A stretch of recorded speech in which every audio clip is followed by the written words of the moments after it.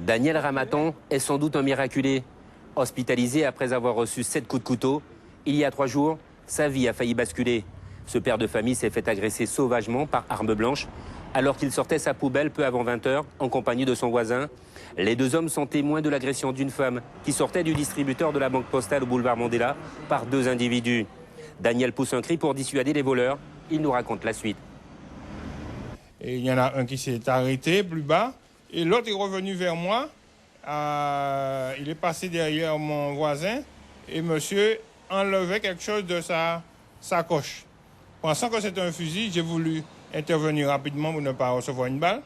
Et c'était un couteau, heureusement, mais bon. Et il m'a tailladé à cette reprise. Les faits se sont déroulés en plein centre-ville, à l'angle des rues Rouget de Lille et Lieutenant-Gouanette. Il était 20 h 15. Sortir sa poubelle, une tâche ménagère qui peut coûter cher. Ce sont les voisins qui ont alerté les secours. 3 jours après les faits, des traces de sang sont encore visibles sur la chaussée. Marguerite, l'épouse de Daniel, en arrivant sur les lieux de l'agression, l'a retrouvé allongé au sol. J'ai envie de dire qu'il en est assez, il faut que ça arrête parce que moi, dans ce quartier, il y a plus de 30 ans, j'y habite. Et honnêtement, plus ça va, plus on se rend compte que nous avons des agressions. Depuis que la banque postale s'est installée, nous avons régulièrement des vols à l'arraché. Et nous aimerions qu'éventuellement les autorités mettent des caméras un petit peu plus, éventuellement dans cette rue, parce que c'est vrai qu'on est régulièrement visité dans les parages.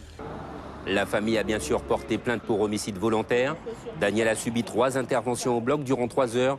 Malgré sa souffrance, il livre un message d'apaisement. 3 heures avant de ça, j'avais un coutelas dans ma voiture et je l'ai déposé à la maison. Et si j'étais ressorti, il était là, peut-être que je l'aurais pris, ça serait mal passé. Ensuite, la voisine qui a alerté les autres voisins a voulu m'envoyer un sabre. Heureusement qu'elle ne l'a pas envoyé parce que ça aurait pu mal se passer. Je ne suis pas un gars violent, je suis un chrétien convaincu et je pense que ces jeunes-là ont encore leur chance à changer parce que le pays ne peut pas aller comme ça.